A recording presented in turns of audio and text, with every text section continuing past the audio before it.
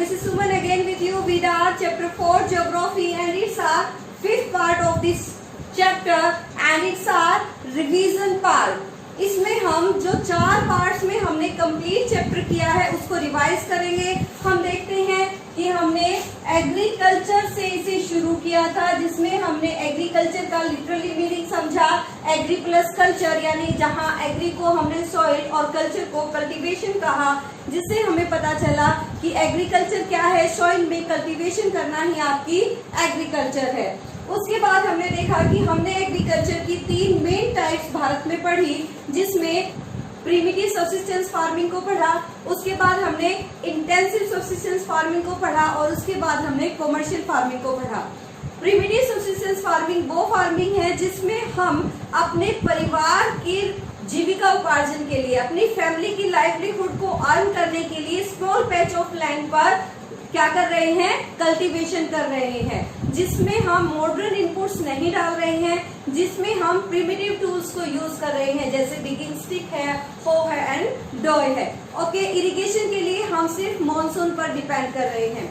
दूसरा हमने intensive subsistence farming पढ़ा, जिसमें हम कुछ मॉडर्न इनपुट्स को डालकर हम अपने लाइवलीहुड के लिए तो अर्न कर रहे हैं, लेकिन हमने एग्रीकल्चर का जो एरिया है उसको एक्सपेंड कर दिया है और हमने सरप्लस में ग्रो करना शुरू कर दिया है। उसके बाद हमने कमर्शियल फार्मिंग को देखा, जिसमें हमने सिर्फ खाने की चीजों को नहीं बल्कि व्यापारिक चीजों को बोया, ताकि हम उसे ले जाकर कहाँ मार्केट में बेच सके, जिससे हम ज्यादा से ज्यादा प्रॉफिट अर्न कर सके।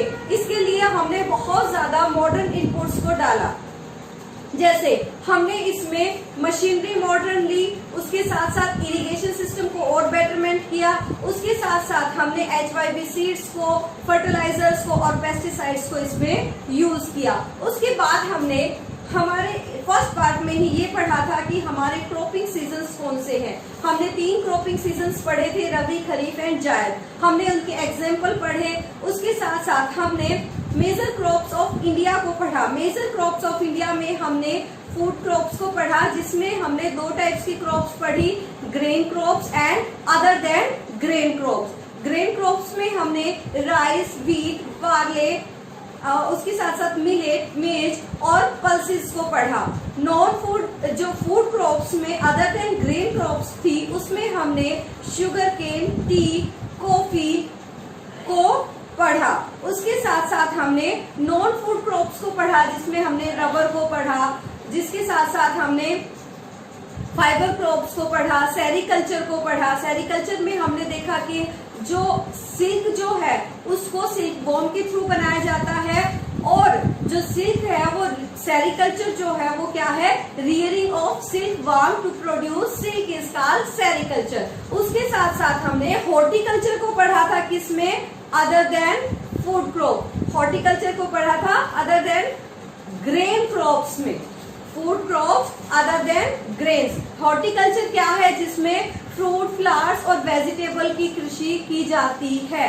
उसके साथ साथ हमने नॉन फूड क्रॉप्स को पढ़ा, जिसमें रबर को पढ़ा हमने, फाइबर क्रॉप्स को पढ़ा, ठीक है, कॉटन को, जूट को, सिल्क जो आपके सिल्क है उसको पढ़ा। उसके बाद हमने इंडियन इकोनॉमी को पढ़ा कि इंडियन इकोनॉमी जो हमारी है उसमें 60% तक जीडीपी में कंट्रीब्यूट कर रही है कौन, हमारी एग्रीकल्चर। उसके साथ साथ 60% पीपल्स जो हैं अभी भी हमारे देश के इन्वॉल्व हैं एग्रीकल्चर में, उनकी बेटरमेंट के लिए और एग्रीकल्चर को और ज्यादा इंक्रीज करने के लिए, डेवलप करने के लिए भारत में एग्रीकल्चर को और ज्यादा इंक्रीज करने के लिए, डेवलप करने के लिए भारतीय सरकारों ने अलग अलग कदम उठाए हैं, जिसके लिए उन्होंने टेक्निकल और इंस्टीट्यूशनल रिफॉर्म्स किए हैं, जिसमें किसान क्रेडिट कार्ड, PAIS, उसके साथ साथ MSP, ICAR, और हमने एग्रीकल्चर यूनिवर्सिटीज और वेटरनरी और ब्रीडिंग सर्विसेज को देखा। उसके साथ साथ वेदर फोरकास्टिंग के अच्छे हमने उदाहरण देखे। लास्ट में हमने देखा food security of India. Food security of India में बताया कि भारत में कोई भी व्यक्ति उठ तो सकता है भूखा, लेकिन सोएगा भूखा नहीं। उसके लिए 2 संस्थाएं काम कर रही है, बफर स्टॉक और PDS के थ्रू जो है राशन शॉप्स में अनाज बहुत ही सस्ते दामों पर बीपीएल फैमिलीज के पास पहुंचाया जा रहा है। और बफर स्टॉक में जो सरप्लस क्रॉप्स हमने पैदा की हैं, जो सरप्लस हमारे पास फूड क्रॉप्स है, उनको क्या किया जाता है, स्टॉक करके रखा जाता है और उन क्रॉप्स को इमरजेंसी के टाइम में यूज किया जाता है। उसके साथ साथ जब इससे भी ज्यादा हमारे पास फसल होती है तो हम दूसरे देशों में इसे इंपोर्ट कर देते हैं। It's all about our 5th part. इस तरह से हमने पूरे चैप्टर को कंक्लूड किया है हमारे 5वें पार्ट में। आपसे रिक्वेस्ट है, चैनल को सब्सक्राइब करें, वीडियो को लाइक करें। Thank you, have a nice.